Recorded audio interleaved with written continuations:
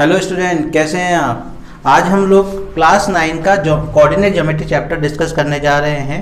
तो इस coordinate geometry start कर रहे हैं। तो कोऑर्डिनेट ज्योमेट्री में सबसे पहले आपने अभी तक पुराने क्लास में पढ़ा था नंबर लाइन। आपको याद होगा नंबर लाइन आप लोगों ने पढ़ा था। नंबर लाइन में क्या पढ़ा था आपने कि ये एक लाइन होती थी जिसमें एक सेंटर, जिसे हम लोग कहते हैं ओरिजिन होता है। इसके इधर पॉजिटिव वैल्यू होती है, मतलब एक एक यूनिट की 1, 2, 3 ऐसे आगे बढ़ती है, और इधर की तरफ -1, -2, -3 इस तरह से आपकी वैल्यूज़ होती हैं ऑन द नंबर लाइन। इधर पॉजिटिव वैल्यू, इधर नेगेटिव वैल्यू, और ये आपका ओरिजिन होता है। ठीक है। अब क्या है, ये वाली जब हम हॉरिजॉन्टल लाइन बनाते हैं इसे हम लोग कहते हैं हॉरिजॉन्टल लाइन। और जो इस पे परपेंडिकुलर यानी कि 90 डिग्री पे जो हम लोग लाइन बनाते हैं इसको हम कहते हैं वर्टिकल लाइन। ये बात समझ में आ गई। जो इस तरह से हम लोग बनाते हैं प्लेन पे, ये हॉरिजॉन्टल लाइन होती है, और जो 90 डिग्री पे इस हॉरिजॉन्टल लाइन से जो परपेंडिकुलर 90 डिग्री पे बनाते हैं उसको हम लोग कहते हैं वर्टिकल लाइन। अब ये जो इधर आप देख रहे हैं कि इधर की तरफ आपकी पॉजिटिव वैल्यूज हैं और इधर की तरफ आपकी ओरिजिन की इधर नेगेटिव वैल्यूज हैं। इसी तरह से वर्टिकल लाइन पे भी अगर हम बनाएं तो वर्टिकल लाइन पे जैसे ये ओरिजिन हो गया, ये 1, 2, 3 इस तरह से ऊपर जाएंगी, नीचे -1, -2, -3 इस तरह से आएंगी। तो ऊपर की तरफ आपकी पॉजिटिव वैल्यूज होंगी और नीचे की तरफ आपकी नेगेटिव वैल्यूज होंगी। तो अगर हम इन दोनों को मिक्स कर दें, यानी कि एक ही ग्राफ में हॉरिजॉन्टल लाइन और वर्टिकल लाइंस की वैल्यू को रखें, तो हमारा ग्राफ कैसा बन जाएगा। आपने ग्राफ पेपर भी यूज किया हुआ होगा। तो ग्राफ पेपर में आप क्या देखते थे, आप देखते थे कि आपका इस तरह से ये वर्टिकल और ये हॉरिजॉन्टल ये दोनों इंटरसेक्ट करती हैं। ये वाला जहाँ पे इंटरसेक्ट करती हैं ये पॉइंट होता है ओरिजिन, जिसको हम लोग O से रिप्रेजेंट करते हैं।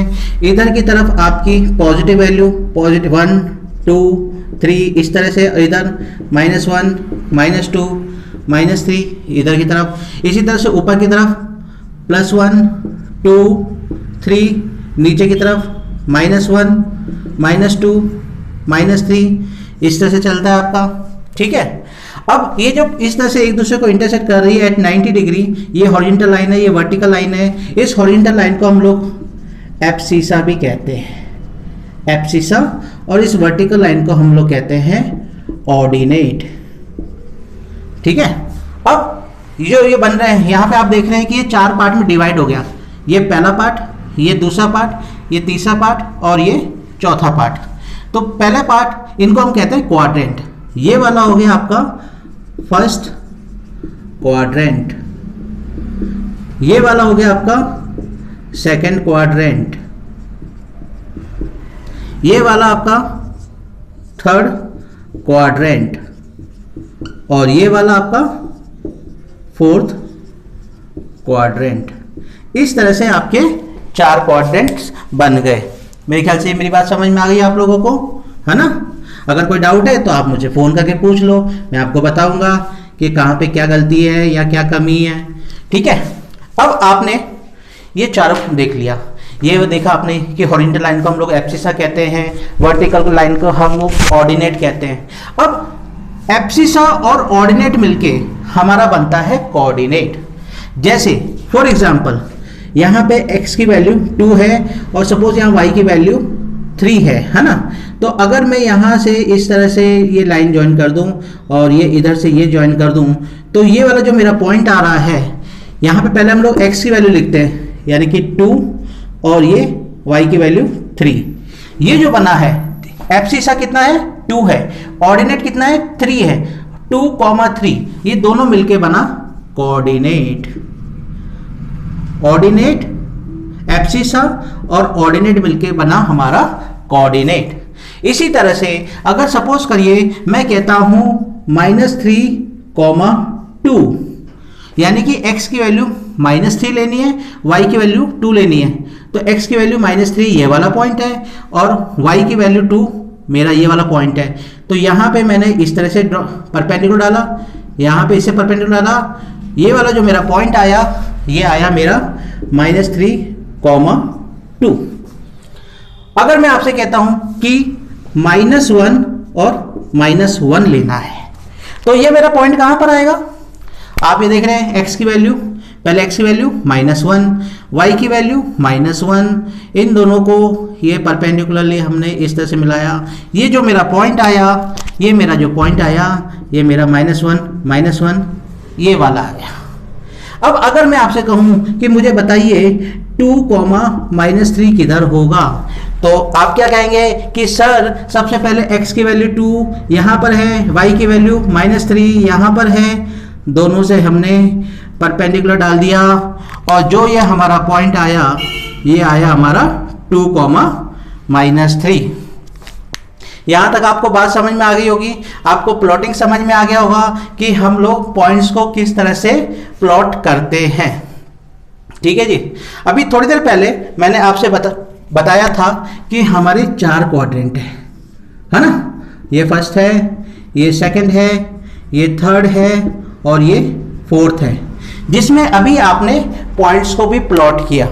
अब जब आपने इसमें पॉइंट्स को प्लॉट किया तो पॉइंट को प्लॉट करने से पहले आप ये देखिए कि यहाँ पे आपकी x की वैल्यू पॉजिटिव थी, इधर x की वैल्यू नेगेटिव थी, इधर y की वैल्यू पॉजिटिव थी और इधर y की वैल्यू नेगेटिव थी। तो अगर हम इस फर्स्ट क्वाड्रेंट में देखते हैं तो x भी हमारा पॉजिटिव है और y भी हमारा पॉजिटिव है। इस वाले क्वाड्रेंट में देखें x की वैल्यू नेगेटिव है, y की वैल्यू पॉजिटिव है, तो नेगेटिव पॉजिटिव। इस वाले क्वाड्रेंट में देखिए x भी नेगेटिव, y भी नेगेटिव, नेगेटिव नेगेटिव। और इसमें आप ये देखिए x की वैल्यू प्लस है, y की वैल्यू नेगेटिव है। अब यहाँ पे अगर आपको ये चीज समझ में आ गई तो अब आप कोई भी क्वाड्रेंट का पता कर सकते हैं कि जो मैं पॉइंट आपको बता रहा हूं वो कौन से क्वाड्रेंट पे लाई करेगा। फॉर एग्जाम्पल मैंने अब आपसे कहा कि मुझे बताओ 2,-3 कौन से क्वाड्रेंट में आएगा। आप कहोगे सर x पॉजिटिव और y नेगेटिव है, x पॉजिटिव y नेगेटिव, मेरा ये तो फोर्थ क्वाड्रेंट में आएगा। अगर मैं आपसे कहता हूं अच्छा बच्चों बताओ -2,-3 किधर आएगा, अब आप कहोगे कि सर x और y दोनों नेगेटिव है, तो x भी नेगेटिव y भी नेगेटिव, यानी कि ये तो थर्ड क्वाड्रेंट में आएगा।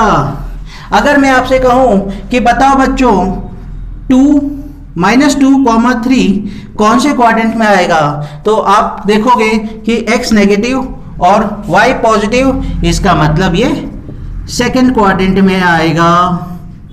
और इजी याद करने का तरीका ये है कि इस लाइन से इधर x की वैल्यू प्लस होगी, इस लाइन के इधर x की वैल्यू नेगेटिव होगी, और इस लाइन से ऊपर y की वैल्यू पॉजिटिव होगी और इस लाइन से नीचे y की वैल्यू नेगेटिव होगी। तो अगर आप ये चीज याद रखेंगे तो आप इजीली कोई भी पॉइंट को प्लॉट कर सकते हैं। जैसे अभी यहां मैंने दिया था -2-3, तो सबसे पहले आप देखेंगे कि -2 यानी कि x के नेगेटिव, यानी कि लाइन के इधर आ रहा है, यानी कि इधर आ रहा है। उसके बाद हमने देखा y की वैल्यू -3, तो इसके नीचे y की वैल्यू नेगेटिव, यानी कि ये क्वाड्रेंट बन गया। ये मेरी बात समझ में आई आपको?